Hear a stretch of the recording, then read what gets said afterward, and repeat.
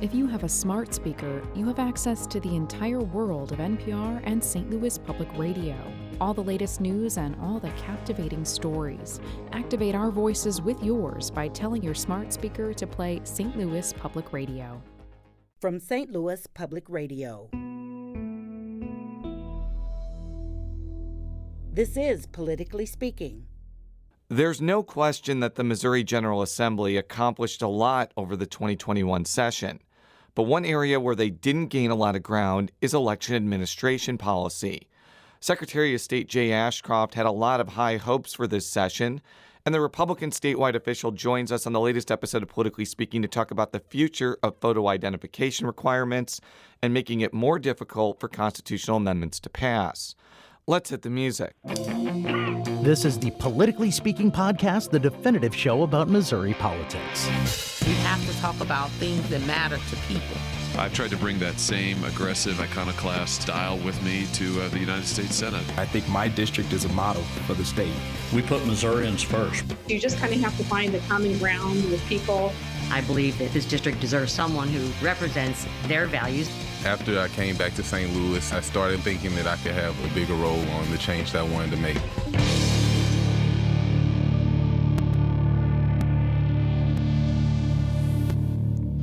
And welcome to Politically Speaking. I'm your host, St. Louis Public Radio political correspondent Jason Rosenbaum. Joining me via phone in Jefferson City is a man whose blood pressure has probably dropped by 50% since announcing he's not running for the U.S. Senate race.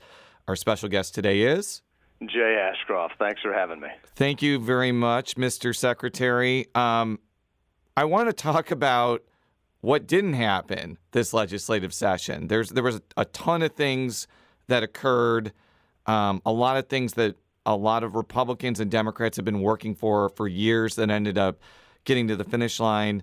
But a lot of the election administration things that we've talked about over the last few months did not make it. So we're talking about a government-issued photo ID requirement. That means several weeks of in-person, no-excuse absentee voting, and also efforts to overhaul initiative petitions and constitutional amendments. What was your reaction to Friday coming and none of these things making it past the finish line? Well, I was disappointed, and I think that the people of the state are disappointed. As I traveled the state this past several months, especially after November, people wanted to know not only that our elections were secure last year, but that we were doing what needed to be done to make sure that they would be kept secure and that people could trust them and know that if they were registered, they could easily vote for years to come. And to see something that is so important really on both sides of the aisle, although there may be some disagreements about specific election years, both sides of the aisle take elections seriously, and it would have been great to get some changes done so that everyone could have faith in the results of our elections and not be worried about what they saw happen in other states. It's not a secret that you are not wild about expanding the absentee process. You've said for a long time that you think that the best way for things to go is for people to vote in person on Election Day.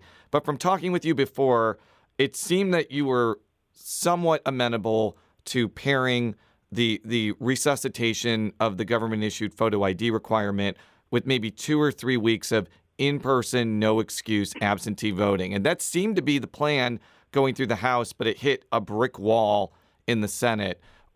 Do you have any insight on why there wasn't able to be a consensus on that particular issue? My understanding was, and you're correct, I had agreed to a compromise. I'm not a fan of expanding the people that vote before Election Day beyond the people that really have to. But I had agreed that with the other election reforms in the package, I would be okay. I wouldn't fight 3 weeks of no excuse in-person voting. However, my understanding is that when it got over to the Senate, the decision was made that they should make that 6 weeks of no excuse voting. And that was just a bridge too far. I think it's very important that when you're working with bills that you don't get so wed to a bill that you're willing to take any compromise regardless of what it is. I thought that there was good faith good faith bargaining that was done before the session and during the session to come to an agreement that not everybody was ecstatic about, but we all agreed would move the law forward. And then when some of those pieces started changing, when people started to try to remove the photo ID requirement, I just could no longer support what they were doing. Democrats are never going to vote for a bill with a photo ID requirement, but they may be willing to let it go through the process if they chip away at the excuse-based absentee part. Was that kind of your understanding, too, of like why there needed to be at least 3 weeks in there as opposed to just keeping the excuse-based system static? I will just say that my understanding was that there was at least 20 votes without having no excuse voting in there. And it seems to me that there were enough votes that 2/3 of the legislature agreed on something. I don't know why they just didn't vote on it and pass it and do what the people wanted. Can you explain why you're not wild about removing the excuse system when a lot of local election officials say it doesn't really work and there's really no way to prove somebody's excuse is actually true? Well, first of all, I don't think we want to incentivize people voting early. The best example of that is with our presidential preference primary election, where we have people vote early, and by the time the election rolls around, the person they voted for is no longer in the race. We actually have people that are reaching out to our office asking how they can change their vote because their candidate has dropped out of the race. I think that people voting early kind of unfairly pushes the scale down for incumbents, so I guess I ought to like it since I am an incumbent. But I don't like that idea. I think the administration of the election, I think we ought to make it as evenly balanced for all the candidates. And of course, you never know what changing information will occur, pro or con, for your candidate, against your candidate, or the other individual. I just think it's best to have people vote on Election Day at their polling place, show their ID. We get results quickly. People have faith in the process. So let's talk about next steps. There have been some Republicans that want a special session for election-related items. One of them is House Elections Committee Chairman Dan Schall. And here's a clip from House Speaker Rob Vescovo responding to a question about whether he supports that particular special session endeavor. I haven't had an opportunity to talk to the Chairman Shaw about his letter about what he's requested. I will look into that. Of course, we're disappointed that those things died at the end of session as well. So it's another disappointing loss for our caucus and for the chairman of that committee who's put in, and the vice chairwoman of that committee who's put in a lot of work on that issue. So it's disappointing to say the least. So, Mr. Secretary, what's your thoughts on this? Do you think that the governor should call a special session to deal with the issues that we've talked about in the first 8 minutes of this podcast? Well, clearly, I think we should. And I should shout out to the Speaker and to Chairman Schall of the Elections Committee. They both did a wonderful job of pushing to get election reform done. They were great help. They worked with me. They listened to me, and I appreciate that. You know, when it comes right down to it, the people of the state passed a government-issued photo ID requirement in 2016 with a 63% majority. When you poll that issue, you see that it has bipartisan support. People from every party, independents, Democrats, Republicans, you name it, understand that a photo ID requirement makes sense. And I don't understand why the Senate was unable to pass such a simple, easy, common sense piece of legislation. One of the things that the Senate leadership said, especially when you're talking about the efforts to make constitutional amendments harder to pass, either by increasing the amount of signatures required or raising the threshold for passage from a majority to 2/3, is those have to be approved by voters. And if they put that on the ballot in 2022 as opposed to now, it wouldn't really make a difference as far as its trajectory. What do you have to say about that? I know that the photo ID and no excuse situation is kind of separate from the initiative petition overhaul, but they're kind of connected in this larger question of overhauling elections. So I'd be interested in your take on that. Well, the first thing I would say is that when it comes to the constitutional way of amending our Constitution and doing that through the initiative petition process, what I support is raising the vote threshold. I have concerns about raising the signature requirements just because I think it's virtually impossible for a grassroots organization to do an initiative petition that will amend our Constitution, and we're just almost reserving that ability to people with millions of dollars, and I don't think that's appropriate. But I do think it's appropriate that we should only amend our Constitution if a wide range, a broad range, a large percentage of Missourians agree with it. And of course, you've been around as long as I have, at least with this, and we've been told year after year after year, we'll do it next year. Oh, we can do it next year. This is something that I believe is not only important to the people, but it's important to the future of the state. We should go ahead and do it and not be worried about the politics of whether we do it this year or next year. It's the right thing to do. Do it. Now, if those end up getting on the ballot, I imagine that it's going to elicit opposition not only from left of center groups that have used the initiative petition process more commonly since Republicans took over state government, but also maybe conservative-leaning groups that want to use the initiative petition process to pass constitutional amendments when Democrats get back into power. What would be your argument about why raising the threshold to pass a constitutional amendment is a good idea? Because a lot of ordinary people who like initiative petitions may say, you know, this is taking away our ability to get around an intransigent legislature. The first thing I'd say is I don't think it's problematic at all if people are on both sides of the issue. If we have a great public discussion about how our government should be run and how we should be amending our Constitution, I think that's a great thing. Secondly, our Constitution is about 10 times longer than the federal Constitution. That's ridiculous. How long you have to be a member of the Elks Lodge before you can hand out bingo cards is in our Constitution. That's stupid. Just raising the vote threshold isn't going to stop people from being able to put something on the ballot.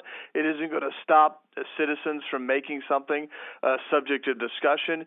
It just kind of says, wait a minute, does this really need to go into our Constitution, or should this be in our statutes? Are we just over-legislating? Are we over-constitutionalizing everything? Or should we think about it twice? And I trust the people of the state. I firmly believe, rightly or wrongly, that when the people of this state are given the information, they make good decisions. And I'm happy to take something like this to the people of the state. I think they'll do a great job with it. Speaking of initiative petitions and referendums, I learned before this interview started that there has been a referendum submitted to your office to put a gas tax hike up for a statewide vote. For our listeners, this was passed, I think, early in the last week of session that will raise the gas tax, I think, 2.5 cents every year for 5 years. It's supposed to gather about $500 million in additional money for roads by the time it's fully implemented. Can you sort of explain what the referendum process entails and what benchmarks the group that submitted that referendum needs to do in order to put it up for a vote? Sure. Under the Constitution, the people reserve the right to send to a state election anything that passes both chambers of our legislature. So any bill that is passed by both the House and the Senate may be put to a vote of the people. And if the people vote yes, they vote that they want the bill, it goes into effect. And if the people vote and say we don't want that, it will be as if it was never passed by the legislature. Now, the process for doing that is we have an organization, AFP, Americans for Prosperity, that has filed this referendum. They will now, if they follow the process, they will then start collecting signatures from the voters of the state. They will need to collect signatures from 6 of the 8 congressional districts. And in each of those congressional districts, they will need to collect an amount of signatures equal to 5% of the people that voted for governor in 2020. So roughly they'll need between 107,000 and 112,000 signatures, depending on exactly which congressional districts they gather signatures in, and they will need to turn those signatures into this office by August 28th at 5 p.m. We'll be right back after this quick break with Secretary of State Jay Ashcroft.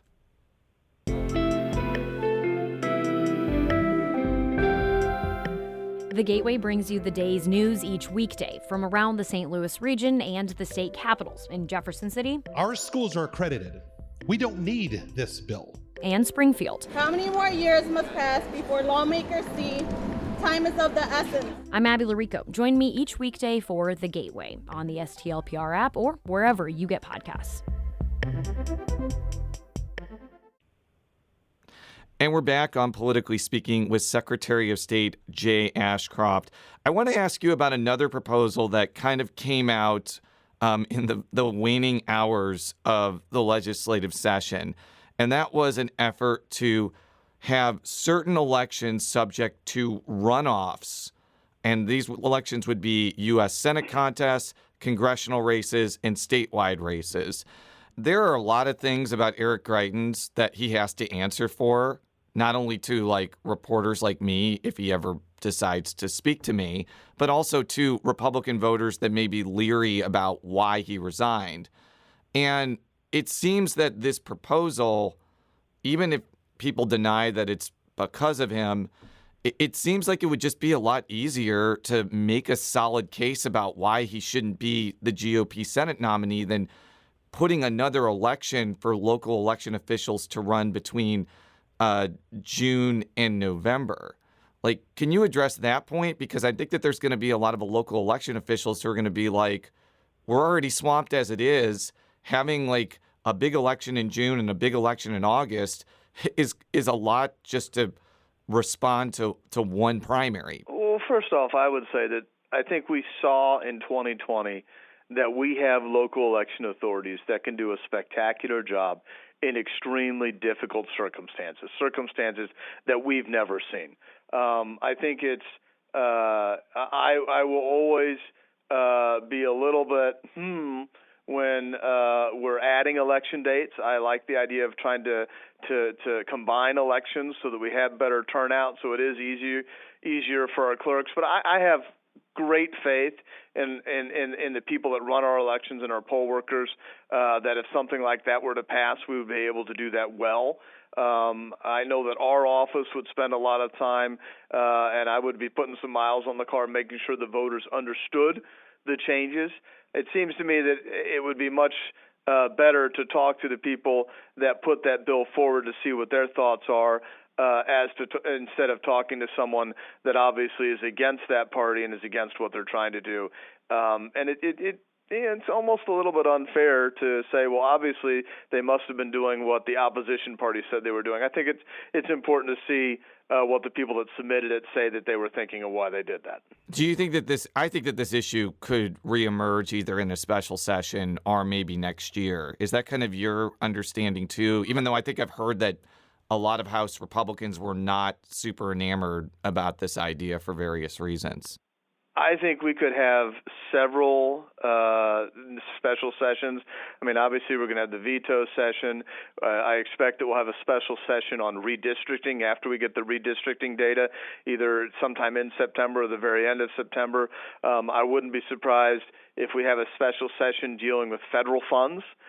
We have billions of dollars in the bank right now from the federal government that the legislature did not allocate and the governor did not ask them to allocate.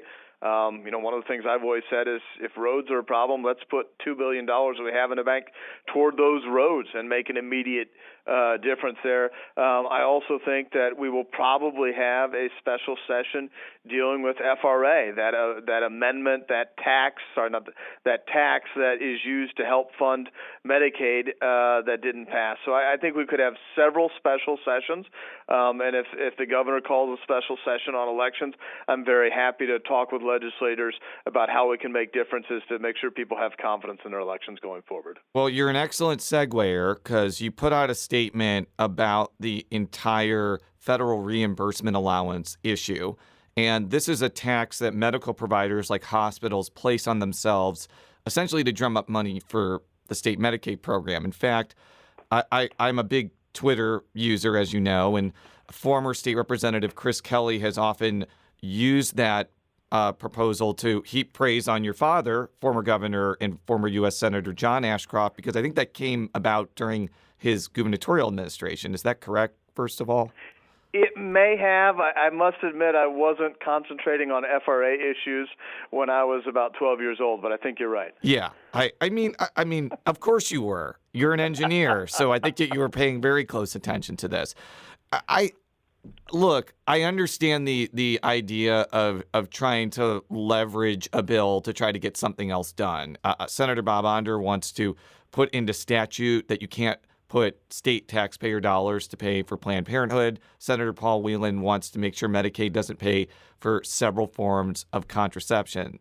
But there are probably even some Republicans who are like, this is a really important bill, and we can deal with those other issues kind of in isolation. What's kind of your view of this situation, which I think is going to be done in a special session, and I don't think that these tensions about trying to attach those two other issues are going to just magically disappear just because legislators are going into extra time? Well, where we are because of the Missouri Supreme Court. This is not new language. This is new language on the FRA. This language used to be put on the budget where we had appropriations for Medicaid. And what happened was the Missouri Supreme Court ruled that you could not put this language on the budget. You had to put it on actual statute, like the enabling language for FRA. So this is language that virtually, if not all the people in the legislature have previously voted for. The only difference is the court said you can't put it on the budget, you need to put it in statute, so they put it directly on FRA.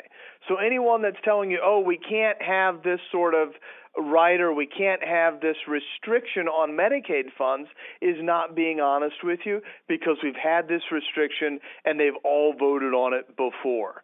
And I think it's important that the people of the state, Missouri is a pro-life state, and I believe that we ought to follow the Hippocratic Oath, that first we do no harm. And when we provide for abortions, we are not doing no harm, because if an abortion is done correctly, at least one individual is killed. That's the truth. It is science. They are genetically different.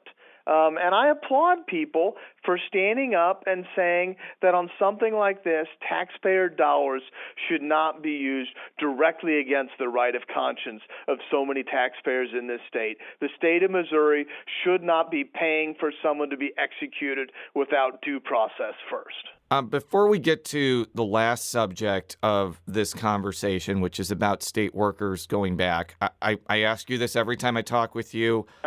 What is kind of the status about moving the filing date next year from when they release kind of the population numbers? I actually heard that they may release the granular census data maybe closer to August than September, which may kind of reduce the need to move the filing date, but it still would be cutting it really close, especially if there are lawsuits over the state legislative redistricting maps and the districts change because of those lawsuits. Where are we at on that particular issue?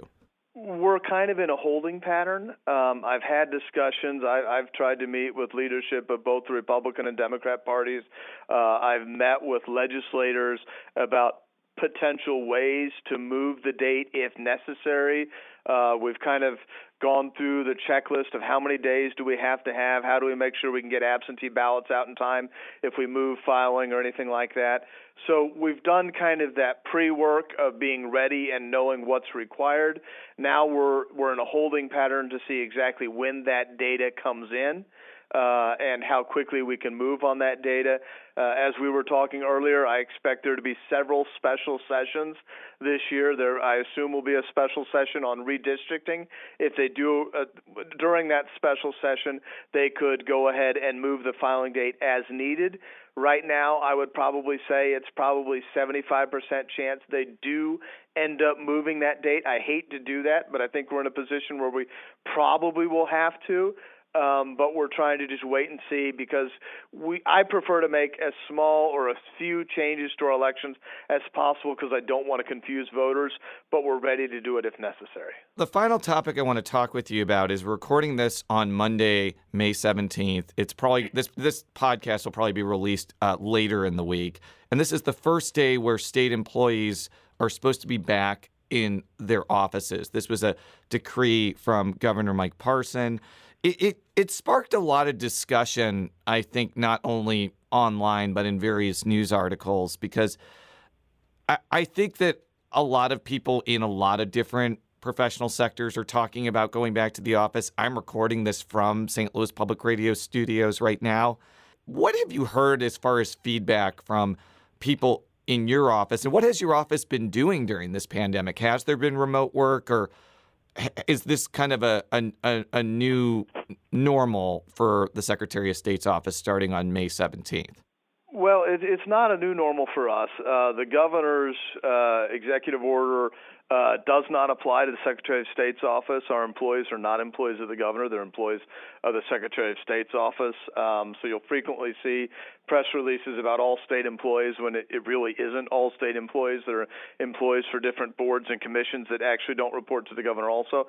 The Secretary of State's staff has been back for over a year now. At the height of the uncertainty and concern about the coronavirus, probably in the March time frame, we had 2, maybe 3 weeks where we went down to a real skeleton crew of about 30 people of this office. Because we were that concerned about the safety of our employees, but we never actually completely shut down. March was still including candidate filing. We still had to be open for candidates to file. We still had people that came in that needed things notarized. We were still doing business service filings. But we went to that skeleton staff for about 2, maybe 3 weeks. Then we ramped up to about 120 employees thereabouts. And then we did that for about a month, maybe a little bit less. And we just said, you know what, we can do this safely. We have faith and confidence in our people. And for over a year now, all of our people have been back, other than, maybe someone's on FMLA or something like that. And it's been great. I have wonderful people that I'm privileged to work with at the Secretary of State's office. And they have put the work of the people front and center and done a great job.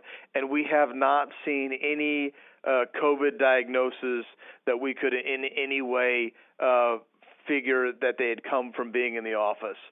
We have had people that got COVID, but what we've maybe 100% of the time found out, it was a boyfriend, it was a girlfriend, it was someone outside of the office that brought that to them. And I'm really proud. I'm really humbled by the work that the Secretary of State employees have done. And frankly, I think that they're an example for the rest of state employees.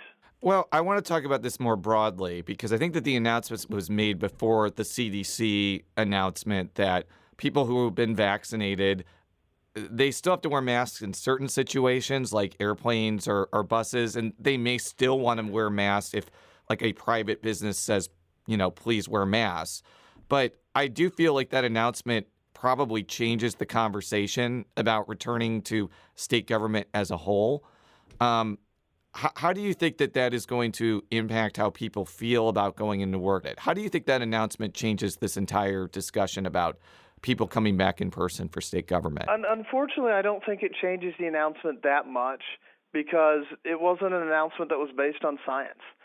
There is nothing that happened from a scientific standpoint the day before that announcement or a week before that announcement that made them suddenly change their announcement. The science has been showing that the vaccinations are effective, that they stop people from the vast majority of people from getting coronavirus, and that if people do get it, they have a very mild case. The study has shown that if you have the vaccination, that you're not passing that on. There's actually been data that showed that even after just one dose of the 2-dose vaccines, there was a precipitous drop in the ability to transfer coronavirus or to get it. I think that was from Israel, if I'm not mistaken, but that may be a different. Israel's one of them, but there have been several of them. And I unfortunately, I think it's become not a matter of science, but a matter of politics or personal belief. And I think that's really unfortunate that we haven't been able to follow the science. And frankly, if you look at the science, if you look at the aircraft carrier where we saw individuals get infected, if you look at the cruise ship that we had off the coast of Japan, we had case studies very early on that were indicating that this wasn't what we thought it was. And I'm glad that the CDC has finally gotten around to almost being aligned with the science. But as for me in the Secretary of State's office, if people here want to wear a mask, that's fine. I trust the people of this office to make their own decisions. Maybe it's because I'm Secretary of State and I help run elections. I trust the people. I believe the people of this state are smart enough to make their own decisions, and I've spent enough time around the legislature and other elected officials in Jefferson City to wholeheartedly believe that the people of this state are better at making those decisions than their elected officials. Well, Mr. Secretary, thank you so much for your time this morning and for all of our stories. You can go to stlpr.org. Politically Speaking is a product of St. Louis Public Radio, which is part of the University of Missouri St. Louis. You can find me on Twitter at @JRosenbaum. How could people find out more about the Secretary of State's office, either through wondrous social media outlets or through just typing in something on Google Chrome or any other browser? sos.mo.gov, sos.mo.gov, @Missouri SOS. They pay our salaries. If they have questions, reach out. We are glad to help them. Thank you very much. Until next time, so long.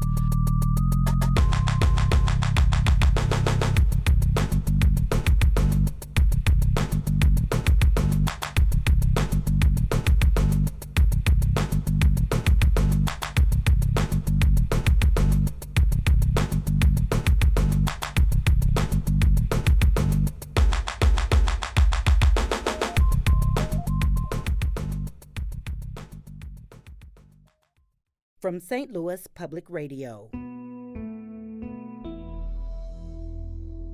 This is Politically Speaking.